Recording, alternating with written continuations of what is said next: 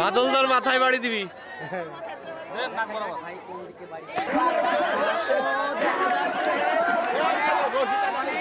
কালের পরিক্রমায় আর কি অতীত যে খেলাগুলি ছিল এই খেলাগুলি আমাদের মানে মডার্ন আধুনিকতার শীর্ষে এগুলি মানে চাপা পড়ে গেছে। এখন বর্তমান যুব সমাজ বা বর্তমান জনগণ আপনার এই অতীত যে এটাই আবার এটাকেই আবার নতুনভাবে উজ্জীবিত করতে চায়, এটাকে উপভোগ করতে চায়, সেজন্যই এই আজকের এই আয়োজন আর কি।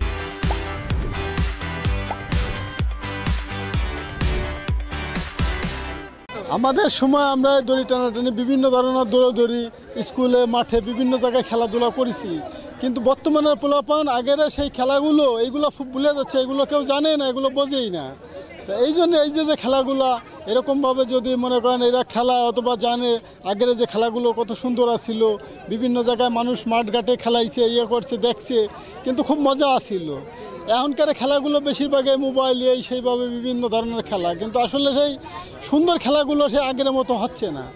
তা এখন এই দড়ি টানাটানি বিভিন্ন ধরনের খেলা এগুলো হইলে পরে এমনি নিজেদের কাছেই ভালো লাগে। আমি এখানে আসছি দড়ি টানা খেলাটি দেখতে।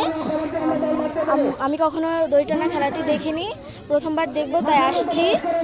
এখানে আরও অনেক খেলা হয়, যেমন চেয়ার চিটিং অথবা সঙ্গীত শেষে আসন গ্রহণ, এরকম অনেক কিছু দেখার জন্য এখানে আসছি।